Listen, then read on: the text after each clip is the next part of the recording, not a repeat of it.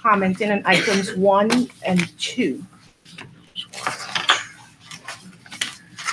Please step up.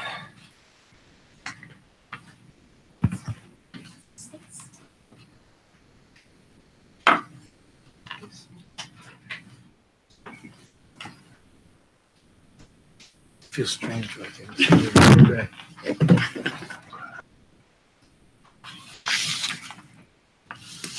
Yeah. Good morning. Morning. Morning. I guess everybody knows me, Nellie McKay from the Bronx. I'm coming back down here again. I missed a few meetings because I was in the hospital. Thank God I'm able to come out and be out again. I'm asking for letters from Mr. Stanley. Is it you, Chip? Yes, from your office to send to the Bronx, to the tenants, and let them know where the garbage go in the incinerator, not outside. And I repeat, you don't have to have a master's degree to know where to put the garbage. And the guys clean. Those guys, the apartment where I live, the floor is shiny. They do their job, but the tenants feel that once they clean up and they put the garbage, they're supposed to come back and pick it up. That is wrong. I just made 89 and I do my garbage. So I'm trying to keep where I live beautiful. Because it was nice when I first moved in. And like I said, I had to have a husband to get in there many years ago. We had to put the garbage where it's supposed to be. Also, we need upgrading of the playgrounds in the Bronx where the children play because they haven't been upgraded in a long time. And Mr. Stanley, I would like to invite you to one of the ramp meetings. The first Wednesday, every month, and we are having a meeting coming up this month. I would like to see you there along with some of the other people. Maybe if you come to the Bronx and everybody know who you are, maybe it will change. We want to make a change. There's no reason people saying, NYCHA don't do this. I know they have a problem, but it's up to us to help. We have to work together with this. And you're going out to move someplace, how can you pay the rent? I tell you, I love my apartment, and I wouldn't give it up. Because that's why I'm fighting so hard. The people garbage out in the garden. This is no way to live. And they think the man have the garden. Hector is supposed to clean it up. Please. I haven't been here in a couple of months, but I didn't see no letters, so I'm coming today to asking you, please. Send the letters and for you to come to one of the ramp meetings. You don't even have to eat breakfast. I'll fix the dessert as long as I see your face up there. Thank you. Thank you, Ms. McKay. And I have to have a young man to hold on to my arm. The second speaker, James Myers, please step up.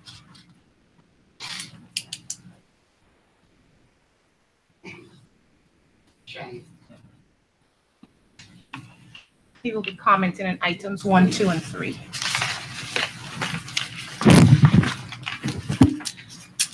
Good morning. Good morning. How are you feeling? Good morning. My name is James Myers. I'm from Patterson Project. What I'm talking about, my first complaint is that in 40 years, Patterson haven't been pointed. When it rains, water seeps in on the side. It needs to be pointed. All of the new buildings that they're putting up, lately they've pointed these buildings, but they haven't pointed Patterson. They've skipped Patterson. That's one of the things. Okay, the next instance is about the parking lot.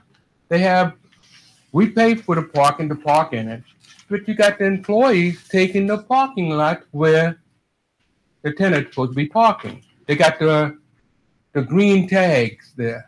They shouldn't be parking there. So, individual that's in charge of housing parking, they should tell the employees that they cannot park in that area if the tenant is paying for it, because they already have a spot for the employees to park. But the employee refused to park in that one, and they park in the tenant's parking. So I think that's wrong. We are paying for the parking spot, so we should be able to use it. Okay, I also put down 3 but my main topic was to get the point into into Patterson. That was one, and the parking. That's all. Sorry. Okay, thanks for listening to me. Thank you. Chairman, this concludes the public comments portion of the meeting. We may proceed with the regular calendar. The first order of business being a motion to adopt the minutes of the meeting of July 25th, 2018. Do I have a motion? Motion. Second? Second. All in favor? Aye. Thank you. So we may now proceed with the regular calendar. Item number 1, Mr. Scanlon, can you step up? Good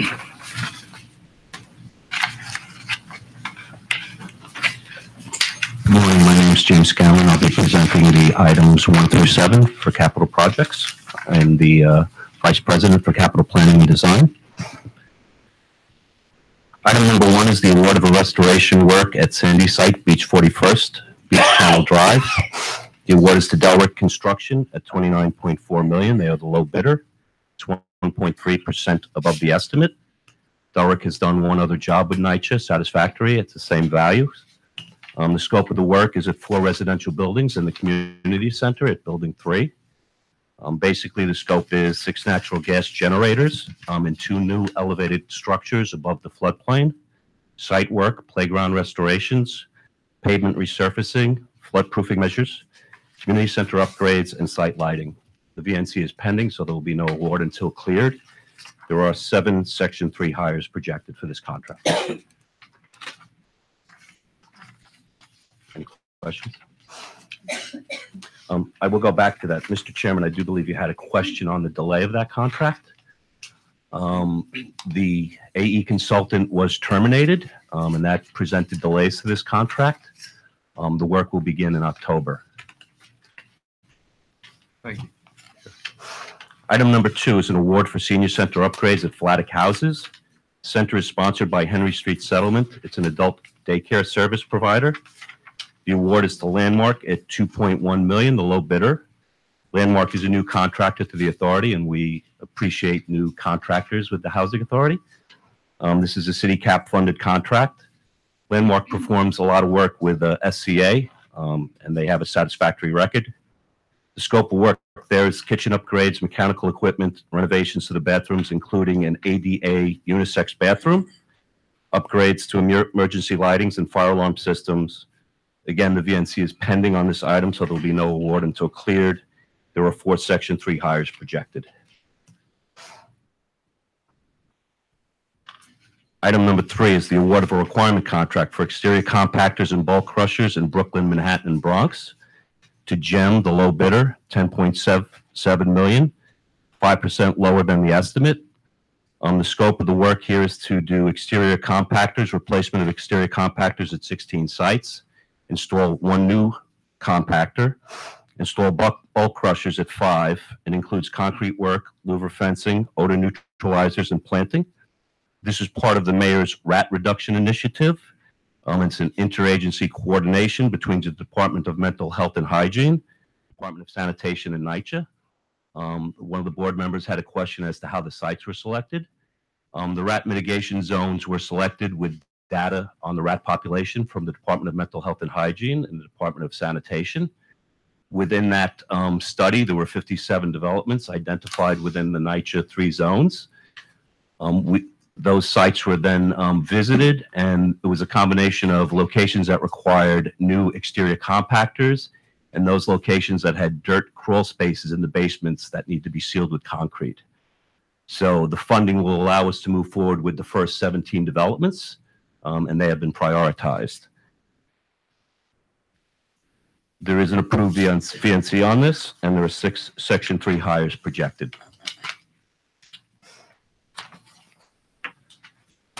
Item number 4 is an award of a roofing replacement and rooftop structure at Eastchester Gardens. This is part of the mayor's roofing initiative. Over the next Through 2025, the mayor is contributing $1.3 billion for the replacement of 960 deficient roofs within the Housing Authority's portfolio. This award is going to Roma Scaffolding at $16.9 million.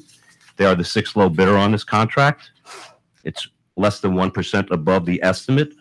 Roma is a satisfactory contractor with NYCHA. The first 5 low bidders failed to meet our bid requirements. They didn't submit projects that had similar value and scope. They did not provide subcontractor information. We reviewed this information with the law department and proceeded to find the first 5 low bidders non-responsive. This is the roof replacement at all 10 buildings, railing replacement and bulkhead repairs, incinerator stacks reduced. The VNC is pending on this item, so again, there will be no award until fully cleared, and there are 6 Section 3 hires projected here. Item number 5 is an award at Fulton Houses Community Center renovation to Landmark Group. This is their second award on today's calendar. They were 17.9% lower than our estimate. The center is sponsored by Hudson Guild Social Services Provider.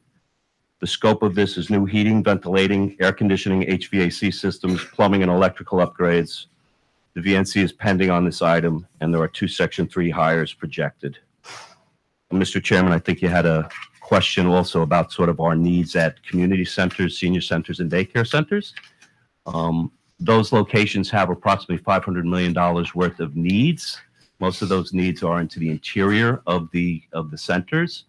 Our federal dollars, quite frankly, have been focused on the residential units. As you know, most of our community center funding comes from local elected officials. Those allocations are not significant compared to the need. We clearly need to step back and see if we can identify some other means, perhaps working with the sponsoring organizations to find resources for the community centers, because this is clearly a gap we cannot close with our resources, with all of the competing demands, compelling competing demands on the residential side. So it's something we'll have to tackle in a parallel way. Agreed. Item number 6, an award at Davidson Houses Community Center Culinary Kitchen to UTB, United Technology, the low bidder, at $1.2 million. They've completed 6 jobs with NYCHA and are satisfactory. This is a city funding source. The community center is sponsored by Sobro. Part of this center will teach healthy food preparation, meal planning, and culinary teaching. It's a culinary teaching facility. The scope of this work is new kitchen equipment, heating, ventilation, air conditioning, plumbing, and electrical upgrades. This bid was significantly lower than the other 3 bids. The VNC is pending on this, so there will be no award until fully cleared, and we have 1 projected Section 3 hire for this contract.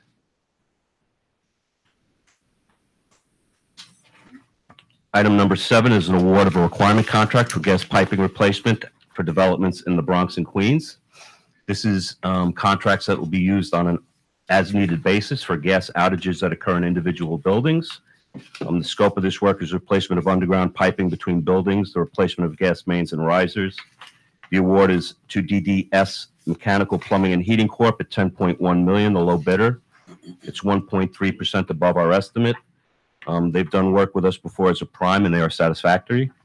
The VNC is pending, so again, there will be no award until fully cleared, and there are projected 2 Section 3 hires for this contract.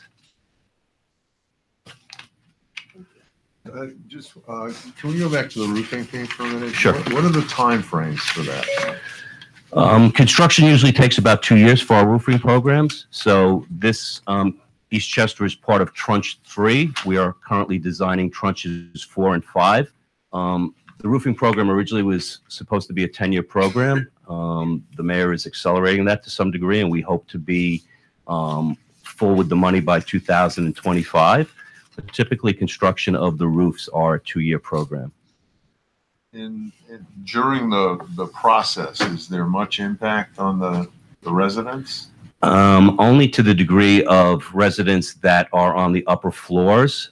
And there are surveys done to make sure that residents are not being impacted. So the contractor does go and survey the work as it's progressing to make sure there's no individual impact to residents that are on the top floors. And there's communication that lets the residents know what's going on and the ultimate value to them. And Correct. Correct. Thank you.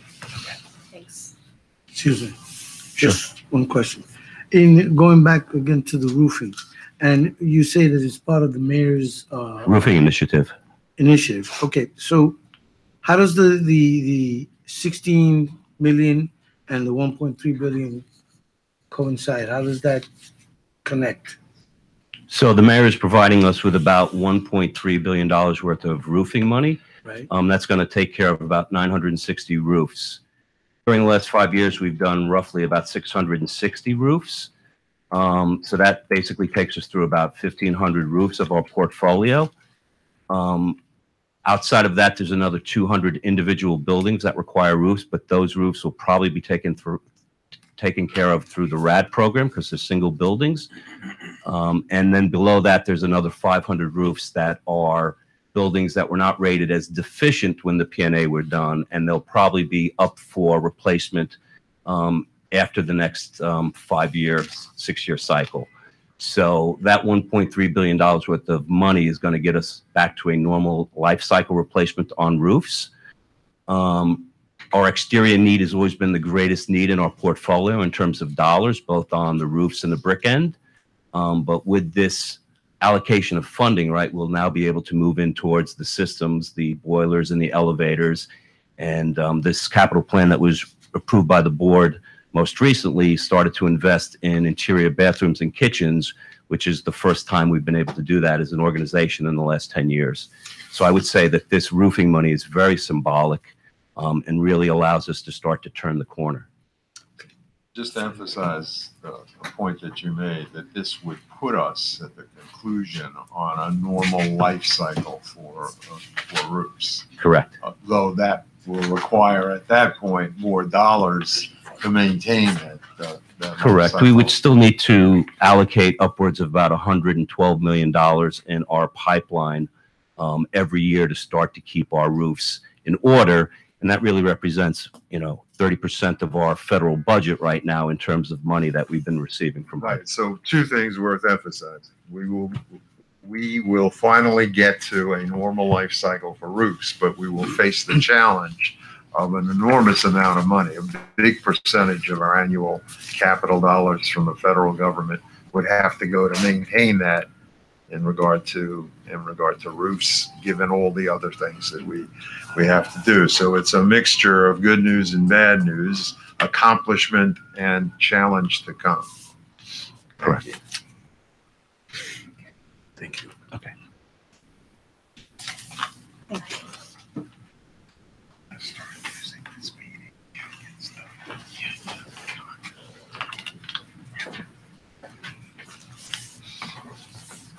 Morning. My name is P.V. Anantram. I'm the VP for Finance, and I'll be presenting resolutions 8 through 11. The first one, Resolution 8, seeks to approval of our investment strategies for the period ending June 30.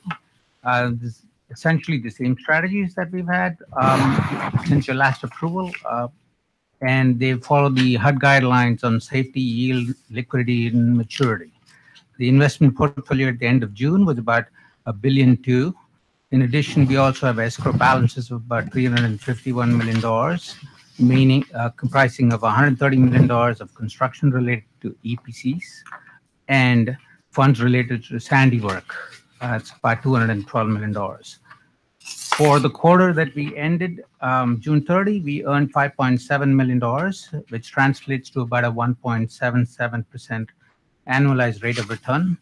And for the 12 months ending June 30, it was $18.5 million, which was about 1.46%. Resolution 9 seeks approval for the award of the authority's property and terrorism insurance policies. for the term of 1 year commencing October 30, 2018. The property insurance is to continue our existing coverage of $425 million, subject to a $5 million per occurrence deductible of named storms and a $1 million deductible for all other perils. We're also seeking to continue a separate $150 million terrorism insurance policy with a $100,000 deductible.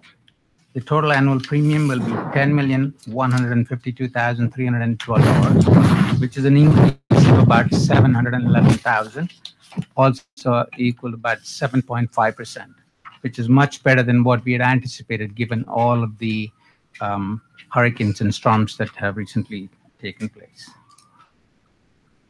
Any questions? So the last two resolutions are amendments to our painting program for our parking spots in the Bronx and in Brooklyn. The first one seeks an increase of $27,502 for work in the Bronx. And Resolution 11 in Brooklyn seeks an increase of $36,196. Both of the increases are driven primarily by an underestimation on our part of the linear feet that was needed to be painted. The work was done through August of this year. Questions? Thank you.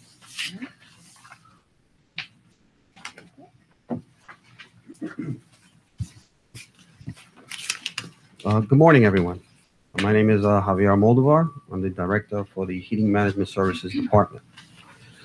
Today, I am presenting items number 12, 13, 14, 15, and 16. For items number 12, 13, and 14, I'm seeking authorization for the approval of 3 change orders for plumbing labor service contracts. These contracts are widely used by property management and heating management personnel. For item number 12 and 13, authorization is requested to approve a change order for 2 requirement contracts awarded to R.J. Bruno for plumbing labor services in Brooklyn, Queens, and Staten Island. Their current contract term expires May 18th of 2019. R.J. Bruno has completed approximately $3.2 million of plumbing labor services for the authority over the past 5 years. R.J. Bruno is a non-minority business enterprise, and a Section 3 hiring plan is not required. For item number 14, authorization is also requested to approve a change order for a requirement contract awarded to V.C. Batanzas and Sons for plumbing labor services in Manhattan. Their current contract expires in May 18th of 2019. V.C. Batanzas has completed approximately $2.5 million of plumbing labor services for the authority over the past 5 years. V.C. Batanzas is also a non-minority business enterprise, and a Section 3 hiring plan is not required. The scope of work under these contracts includes, but is not limited to, furnishing plumbing services at a fixed hourly rate. The way these contracts work is the authority's property management supervisors and or the heating supervisors request a quote from the vendor, and if we have authorized the quote, we issue a release, and the work commences. Typically, the authorizations issued under these contracts are for plumbing fixtures, replacement of plumbing fixtures, domestic water mains, sewer, and steam mains. Performance and responsiveness in each of these cases historically? Say again, I'm sorry. Performance and responsiveness and adequacy in Yes. our experience in these contracts? They've been very responsive with us. They've helped us through a lot of emergencies, and we do hold them to it as well. Any questions with these? So for item number 15 and 16, I'm seeking authorization for the approval to continue funding the provisions of services for 2 job order contracts for the remainder of the 2-year term, which expires in October of 2019, and are awarded to Penn Enterprise, Inc. One contract is for Brooklyn, and the other is for the Bronx. The scope of work under these contracts includes, but is not limited to, furnishing all labor, materials, tools, equipment, insurance, permits, and engineered drawings necessary to perform general mechanical construction and trade renovation work at various Bronx and Brooklyn developments as needed.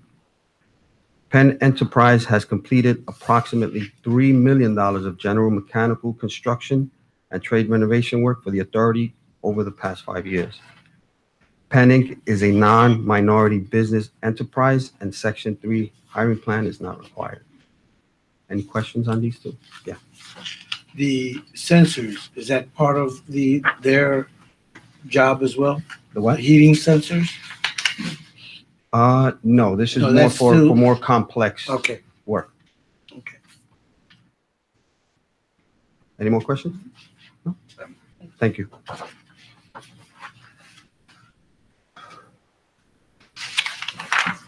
Good morning, I'm Ed McDonald with the Technical Services Department, and I'll be presenting items 17, 18, and 19, which is a request for authorization to approve change orders to 3 requirement contracts awarded to American Pipe and Tank Lining Company for roof tank inspection, cleaning, and repairs, which did not require initial board authorization for the initial 2-year term, with a 1-year option to increase the not-to-exceed amount in order to fund the continued provision of services through the remainder of the initial 2-year term, which will run through February 27, 2019. These requirement contracts provide for roof tank inspection, cleaning, and repairs. The scope of work includes, but is not limited to, furnishing all labor, materials, and equipment required for inspecting, cleaning, and repairs of the authority roof tanks. Increasing the not-to-exceed amount on these contracts will allow NYCHA to correct deficiencies discovered during cleaning inspections more quickly and efficiently. Item number 17 is for developments in the Bronx, and we're asking for an increase of $361,930. Item 18 is for developments in the Brooklyn and Queens, and we're asking for an increase of $372,750. Item 19 is for the Manhattan developments. We're asking for an increase of $450,000. American Pipe has completed approximately $7.5 million worth of roof tank inspections and cleaning over the past 5 years. American Pipe is a non-minority business. Section 3 hiring plan is not required for these items at this time, and there is no vendor check needed as these are change orders.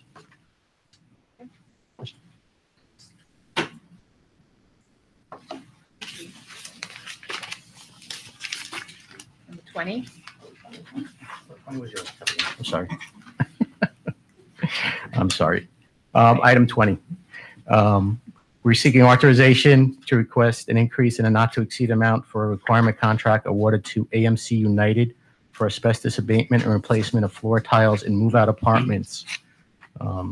This contract, the original contract, did not require initial board approval for the initial 2-year term. This request is in order to fund the continued provision of services during the remainder of the 1-year renewal option, which will run through July 9th, 2019. This requirement contract provides for asbestos abatement and replacement of floor tiles in move-out apartments. All asbestos removal and disposal is performed under the requirement contract in accordance with city, state, and federal regulations and ordinances. This will cover developments in Staten Island. We're asking for an increase to this contract of $472,530. AMC has completed approximately $17 million worth of services for the authority over the past 5 years. AMC is a non-minority business enterprise. No Section 3 plan is required for this, as well as no vendor check at this time.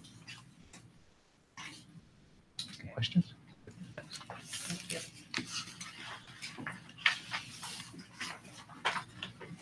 Good morning and hello again.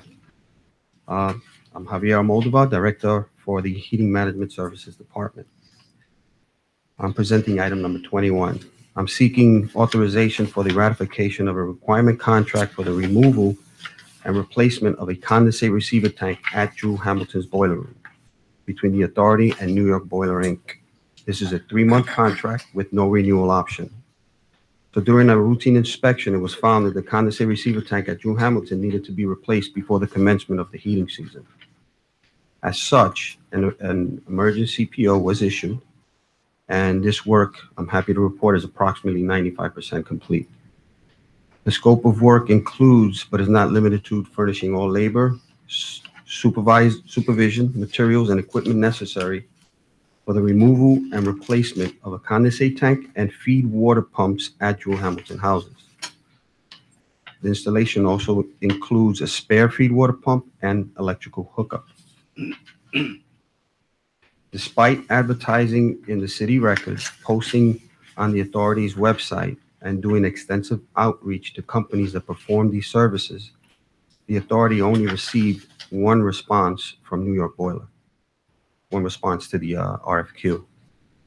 NYCHA's procurement group invited 273 vendors and reached out to vendors who normally perform this kind of work. And these vendors were just not interested because they couldn't meet the demands of the scope of work. New York Boiler has performed approximately $13.9 million of services for the authority over the past 5 years. New York Boiler is a non-minority owned business enterprise, and this contract does not require Section 3 hiring. Any questions? When you say they couldn't perform the work, could you amplify as to why only one seems able to perform the work? Does it have something to do with the condition of our heating plant? I think that it's a large tank. It's 2,500 gallons, and the vendors were just not prepared to take on that kind of work. New York Boiler has done work with the authority for quite a number of years, and they're used to performing this work, and they're able to perform it a lot faster. So the vendors that couldn't bid, they just were not prepared. They didn't have the equipment or the manpower to really perform this work, because the tank has to be built in the plant. You got to have the right rigging equipment. Yeah. So, but the reality is, this is a question really, only one vendor is around who can do this kind of work for us? For this particular bid, yes. Not, well, the bid or more generally? Well, more generally, New York Boiler also, from my understanding, is the only welding company that has an R stamp as well, locally. So yes, to answer your question, that yes, they're the only ones that can really perform this kind of work. What is an R stamp? The R stamp is a certification that says that the welding was performed according to building code and was inspected by one of their certified inspectors. This seems like a subject worthy of further discussion. Thank you. You're welcome. Yes.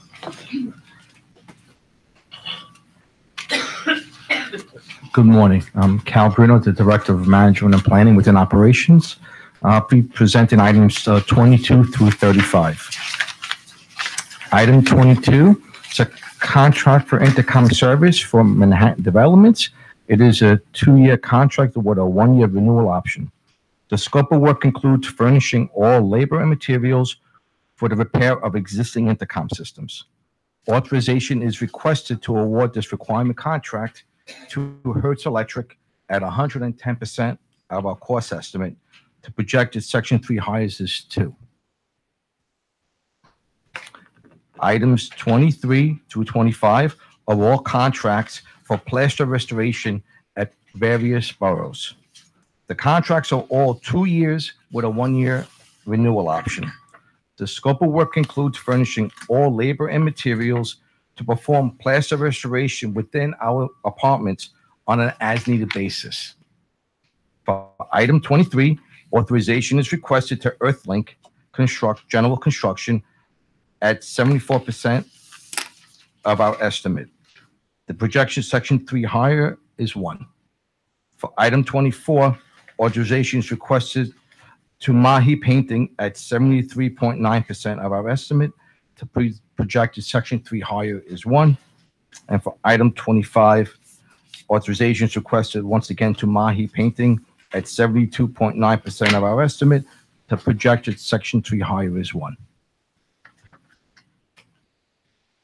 For item 26, it is a requirement contract for the purchase and delivery of replacement windows citywide.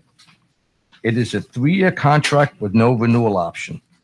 The scope of work is to furnish and deliver the windows only. The installation is performed by our skilled trade personnel. Authorization is requested to Franklin Glass Corporation, the sole bidder, at 117% of our estimate. Section 3 is not required. Items 27 to 31 of all contracts for the repair and replacement of apartment entrance doors at various boroughs. These contracts are all 2 years with a 1-year renewal option. The scope of work includes furnishing all labor and materials to repair and replace the apartment entrance doors on an as-needed basis. Item 27, authorization is requested to Metro City Renovation at 77% of our estimate. The projection, Section 3, hires is 1. For item 28, authorization is requested to Metro City once again at 79% of our estimate. The projected Section 3 hire is 1. For item 29, authorization is requested to Mahi Painting at 78.8% of our estimate. The Section 3 hire is 1. For item 30, authorization is requested once again to Mahi Painting at 77.9% of our estimate. The projected Section 3 hire is 1. And for item 31, authorization is requested to M&RR Construction at 81.5% of our estimate. The projection Section 3 hire is 1. Item 32, for the repair and replacement of roof fans at developments within the Bronx Borough. The contract is for 2 years with a 1-year renewal option. Scope of work includes furnishing all labor and materials to repair and replace roof fans on an as-needed basis. Authorization is requested to Sahara Construction at 89.9% of our estimate. The projection Section 3 hire is 1. Item 33 is to repair and replace exterior lights at developments within the Manhattan Borough. It is a 2-year contract with a 1-year renewal option. Scope includes furnishing all labor and materials to repair or replace exterior lights. Authorization is requested to Hertz Electrical at 99% of our estimate. The projection Section 3 hire is 4. Item 34 is for the maintenance painting at Baruch Houses. It is a 2-year contract with a 1-year renewal option.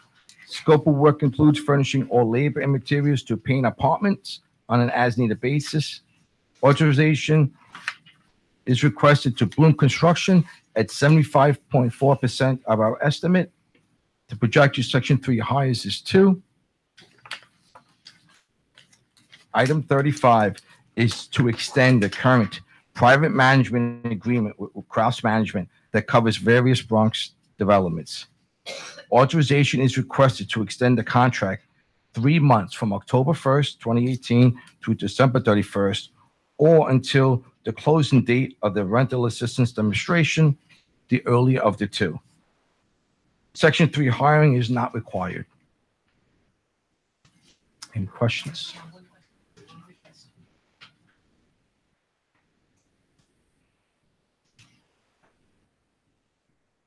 For which?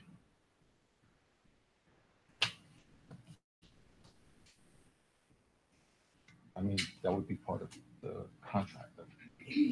I will check, but that is, I mean, whatever, we will check. So the question was about RP certification. It's in our paint contract languages. I will check to make sure it's in all the contracts that it would apply to. Okay, thank you. Thank you.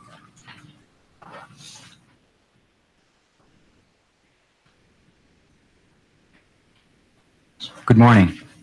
I'm Bob Morano, NYCHA's Chief Information Officer. Today, we're seeking approval for 4 board items, 2 for Time Warner and 2 for Verizon. For both Time Warner and Verizon, we are seeking to ratify a previous agreement and then enter into a new Do-It Master Service Agreement. Item 36 is requesting to enter into a 5-year agreement with Time Warner pursuant to a Do-It Master Service Agreement. Do-It negotiates this Master Service Agreement on behalf of all city agencies and NYCHA. Utilizing the Do-It MSA ensures the best pricing because of volume discounts that the city can get and NYCHA can't get on its own. This agreement will cover various circuits used by NYCHA to connect field offices to the 90 Church Street data center, as well as circuits for kiosks at the management offices. Item 37 is requesting authorization to ratify an agreement to a previous agreement with Time Warner Cable doing business as Spectrum. The original agreement utilized the New York State OGS contract commencing March 1st, 2015 through April 30th, 2020. The original agreement was only for 100 internet circuits that allowed field offices to connect to our data center at 90 Church Street.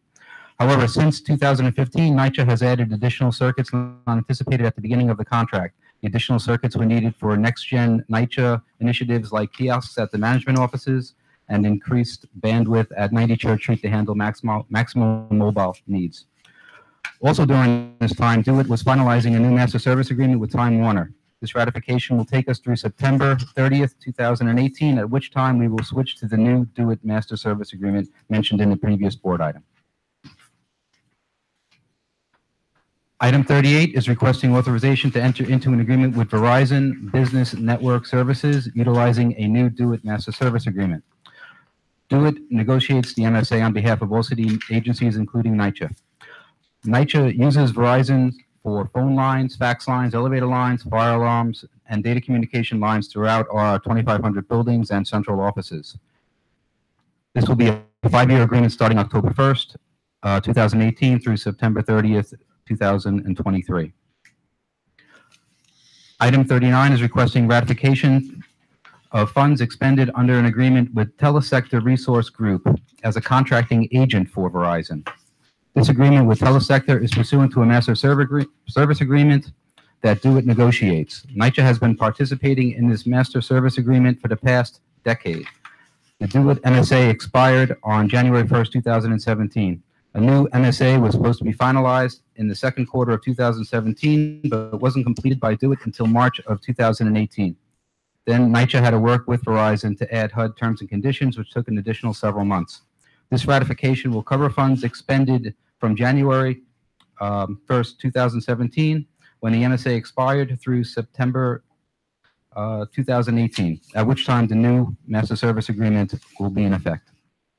Any questions? Thank you.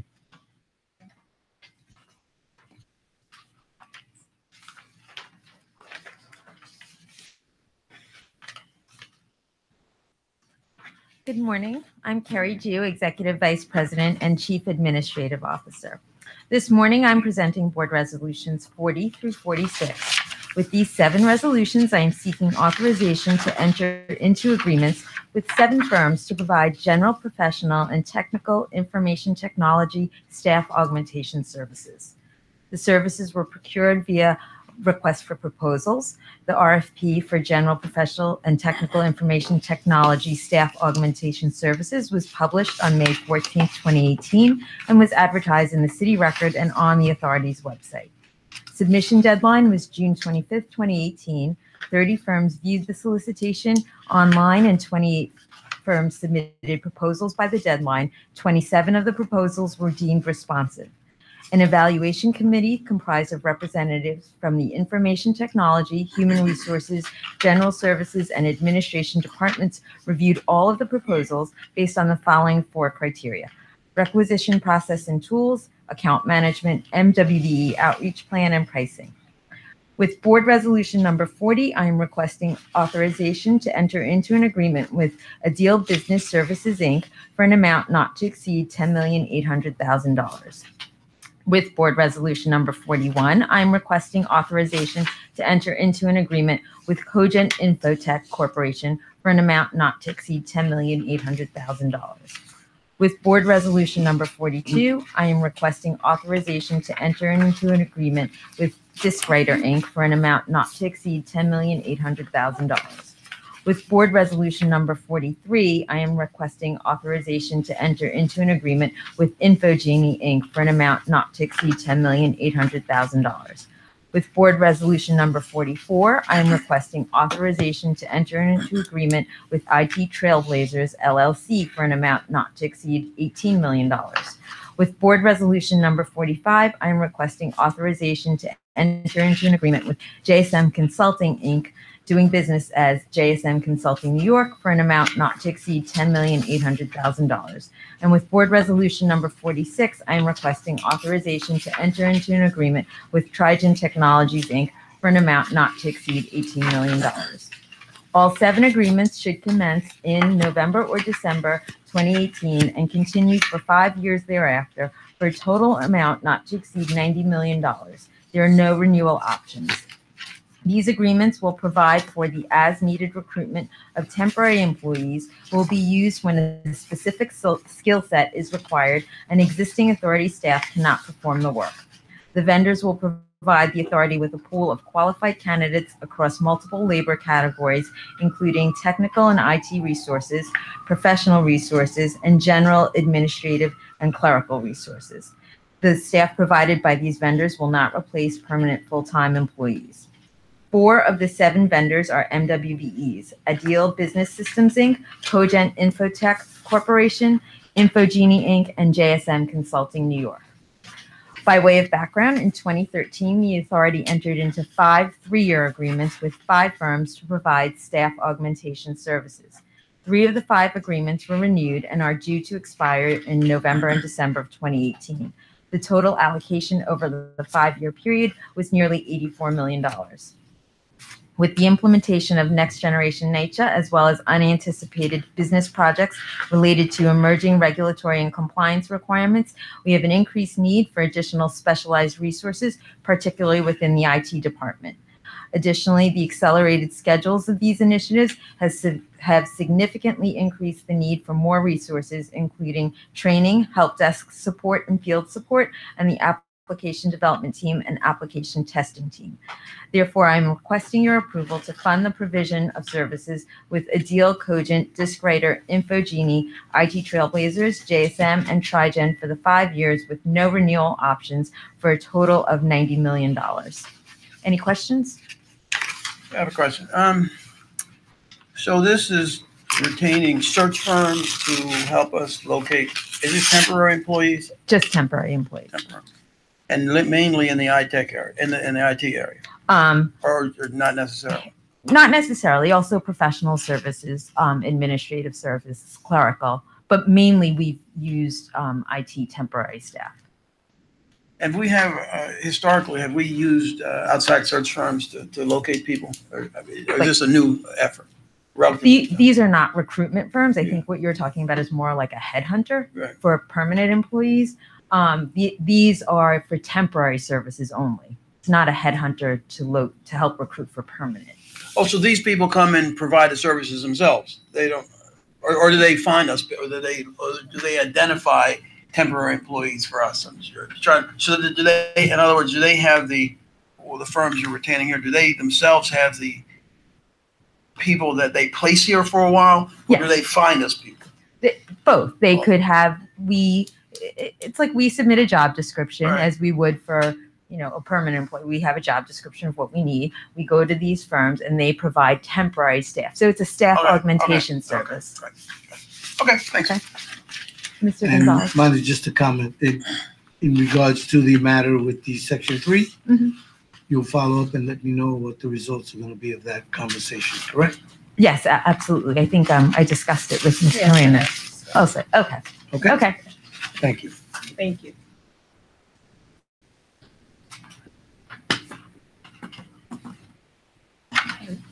Good morning. My name is Lillian Harris, Vice President for Leased Housing. I'm presenting to you item number 47.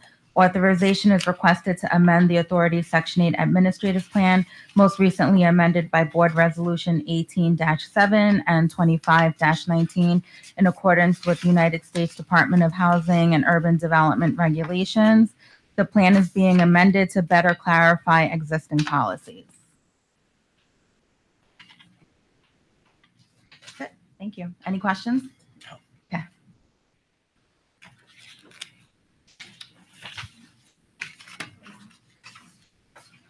Good morning, Takesha Whites, EVP for Real Estate. I'll be presenting items number 48 through 51.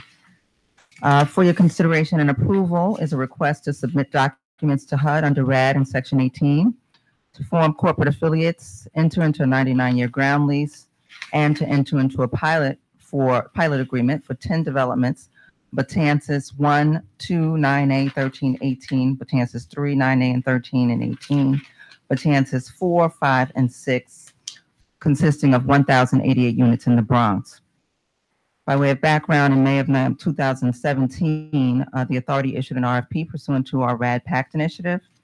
We received 12 proposals for Bundle 2 Betances in July of 2017, and through a competitive process, the development partners MDG were selected in January of 2018. The development team includes MDG Design and Construction, Wavecrest Management, and Catholic Charities Social Service Provider. Pursuant to a prior board authorization in February and May of 2018, which expanded this bundle, the authority submitted a Section 18 application and requested CHAP authority, which was granted in 2018. The current authorization is being requested so that the development team may execute documents in anticipation of the upcoming construction closing, allow the authority to form corporate affiliates to enter into contracts at closing for purposes of leasing, structure, financing, HAP contracts, resident protections, and conversion. Also to allow us to enter into a 99-year ground lease with the development entities, subject to HUD's RAD rules and affordability restrictions, and to allow the authority to enter into a pilot with the City of New York, which provides for an abatement of real property taxes for as long as affordability restrictions are maintained. Under this RAD Impact Initiative, residents will experience the following benefits: substantial physical rehabilitation of their units and common areas, dedicated property management staff assigned to each scattered site development, increase in delivery of need-based social services, no displacement, as all rehab work will be done with residents in place, and no rent increases, as all residents will continue to pay 30% of their income toward rent. Construction is expected to take 24 months to complete, and the authority is expected to receive a cash acquisition of approximately $11.5 million as a result of this conversion. Section 3 hires, are projected to be 18. Although it's not required as part of this action, we are projecting once we have the approval that we'll get at least 18 Section 3 hires.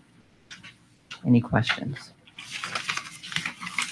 Next is very similar for your consideration, submit documents under RAD in Section 18 to form corporate affiliates, enter into a 99-year ground lease and a pilot agreement for 6 developments at the Twin Parks West 1 and 2, Franklin Avenue 1 Conventional, Franklin Avenue 2 Conventional, Franklin Avenue 2 and Highbridge Rehab, and the Nelson Avenue properties.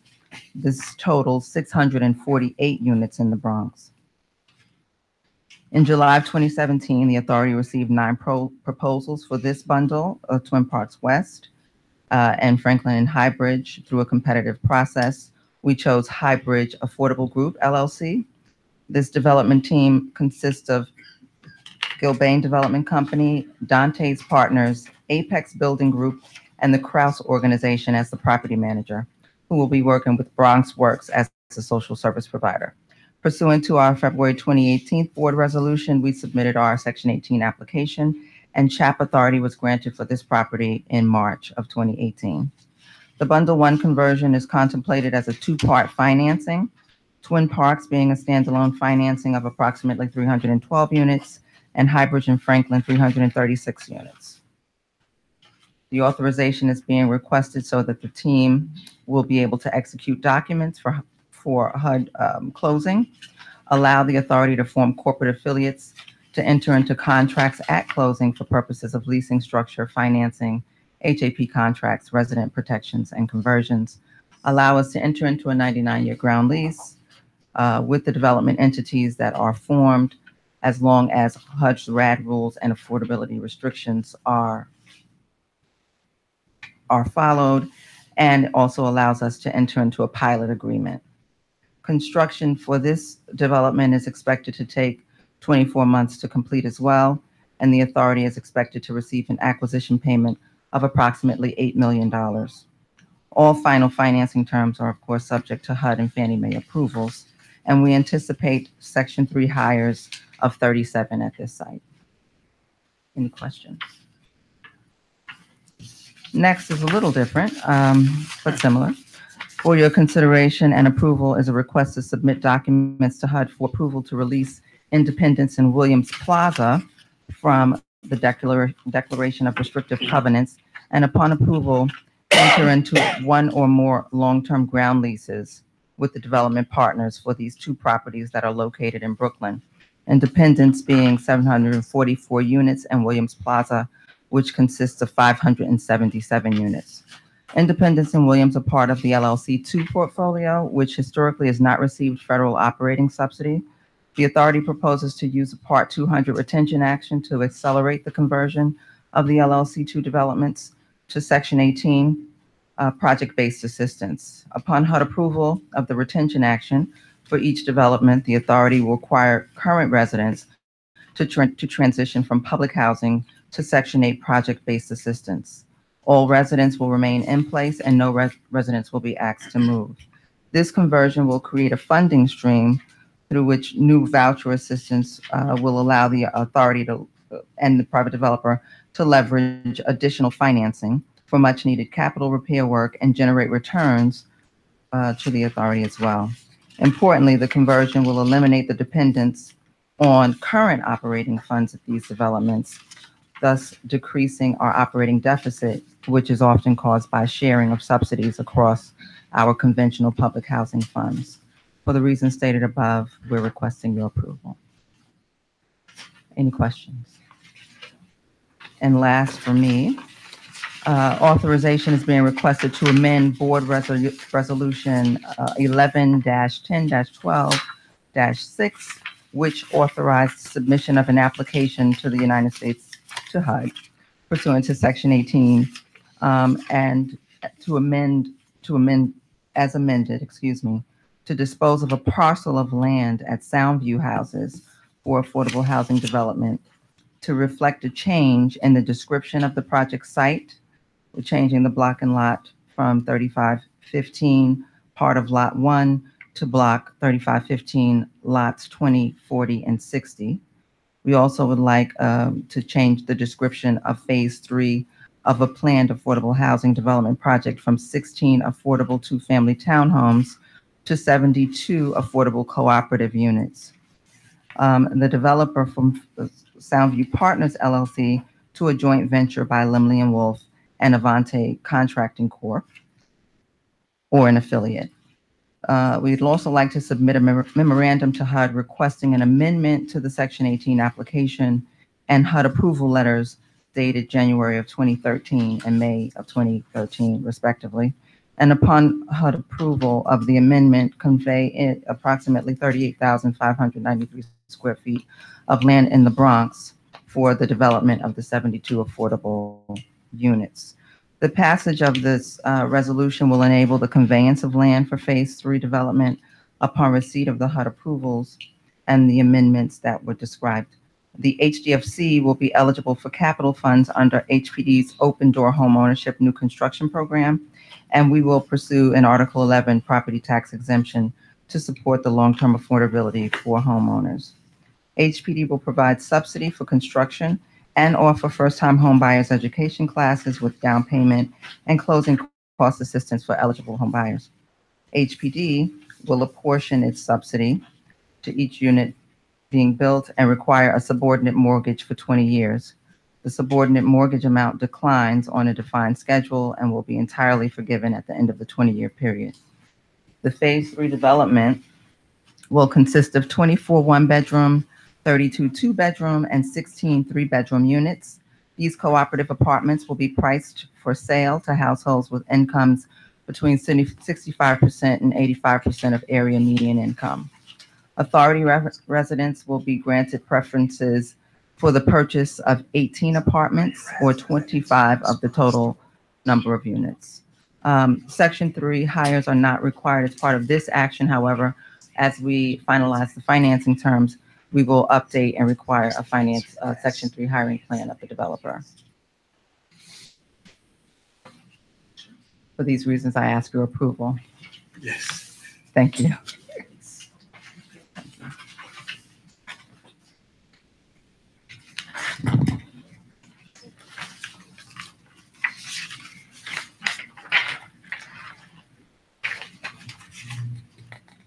Good morning. My name is Hyacin Jeffers. I'm the Acting Director for the Department of Internal Audit and Assessment, and I will be presenting resolution number 52. This resolution seeks approval to authorize NYCHA to issue the single audit report for the fiscal year ending December 31st, 2017. This audit was conducted by Deloitte & Touche LLP for the purpose of forming an opinion on the financial statements and issuing the single audit report in accordance with the Single Audit Act. The due date for submission of the single audit report for the fiscal year ended December 31st, 2017 to Federal Audit Clearinghouse is September 30th, 2018. The single audit report for the years ended December 31st, 2017 and 2016 consists of the following reports and schedules. Audited financial statements, which were approved by Board Resolution 18-6/27-25, required supplementary information for HUD comprising of financial data schedules, schedule of HUD program closeouts, independent auditor's report on internal control over financial reporting, and on compliance with other matters based on an audit of financial statements conducted in accordance with government auditing standards. Independent auditor's report on compliance for each major federal program, and report on internal control over compliance required by the uniform guidance.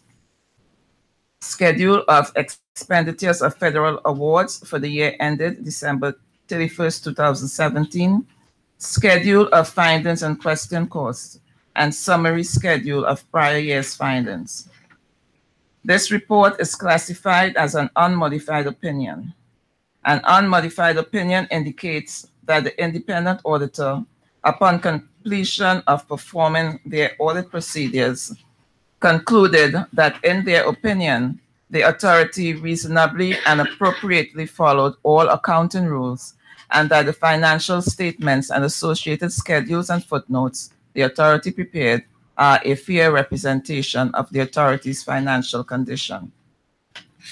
The independent auditor did not identify any material weaknesses or significant deficiencies in internal control over financial reporting that should have been reported to those in governance. The authority complied in all material respects with the uniform guidance requirements that are applicable to each of its major federal programs for the fiscal year ending December 31st, 2017. The 2017 single audit report does not contain any findings.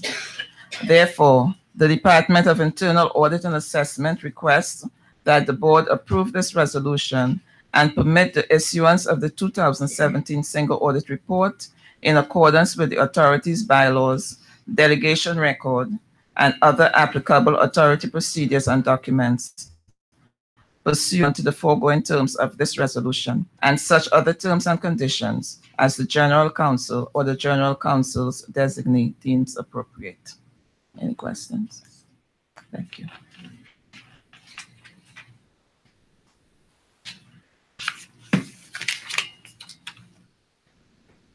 Good morning.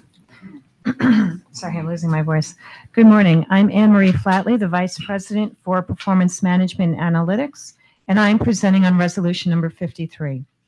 This resolution seeks authorization to submit the authority's fiscal year 2019 annual public housing agency plan. The PHA plan provides details about the authority's current programs and the resident population served, as well as, sorry, I'm losing my voice. As well as NYCHA's strategy for addressing housing needs for the currently assisted families and the larger community.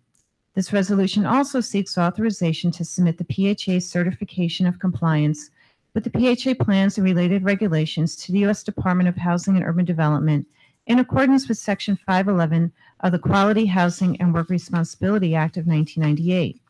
The signed certification includes a notation which states the following: NYCHA's leadership, including its newly appointed Chief Compliance Officer, are committed to addressing issues of noncompliance. Currently, NYCHA is not in compliance with a number of federal regulations and is working to assess the extent of noncompliance. On June 11, 2018, NYCHA signed a consent decree with the United States to resolve claims brought by the United States, including on behalf of HUD and EPA. The consent decree was filed in federal court and, if approved by the court, will establish a framework by which NYCHA will continue to evaluate its compliance with federal requirements and address noncompliance. You may recall that we discussed a notation to the certification submitted with a significant amendment to the fiscal year 2018 annual plan, which is previously presented at the July board meeting. This notation is identical to the one discussed at that July board meeting. This board resolution also includes a letter from NYCHA's interim chair, Stanley Bresnoff, to Luigi D'Ancona, director of the New York Office of Public Housing for HUD, which expands upon the notation added to the PHA certification of compliance with the PHA plans and related regulations. The letter is as follows. Dear Mr. D'Ancona, this letter expands upon the notation added to the PHA certification of compliance with the PHA plans and related regulations submitted by the New York City Housing Authority in connection with its fiscal year 2019 annual plan. As NYCHA explained in its letter to you, dated August 23, 2018, NYCHA has been reviewing its operations in order to assess potential compliance gaps under the leadership of its compliance department. These reviews are ongoing, as are NYCHA's efforts to build out the capacity of its compliance department and assess how identified compliance gaps should be remediated. NYCHA continues to believe that it may not be in compliance with a number of federal regulations and is examining a number of areas of regulation in this review, including areas related to administration, programs, and consent decrees. NYCHA expects additional areas will be added to this list as the reviews continue. NYCHA's leadership and the compliance department remains committed to these efforts. Sincerely, Stanley Bresnoff, Interim Chair and Chief Executive Officer. I would like to point out that the letter in the board resolution is marked as draft because that date has not been finalized, but we expect the text within the letter to remain the same. This signed certification, along with the final annual plan and board resolution, will be hand-delivered to HUD's field office by October 18th, 2018. Thank you. Thank you. Great, thanks. Mr. Bruno will step up to give additional information on items 22 through 35. Yes. Just a Oh, sorry. Yeah, just a short while ago, I presented items 22 through 35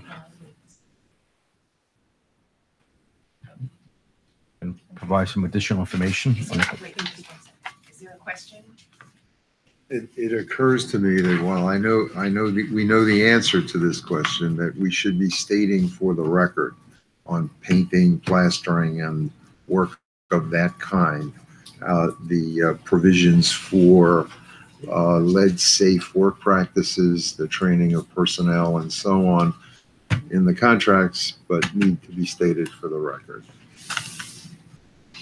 Good afternoon. Josephine Rousseau, VP Supply Management. So on all the awards presented today for plaster and paint, RRP certifications were required as part of the bid evaluation before award. Thank you. Okay. Thank you.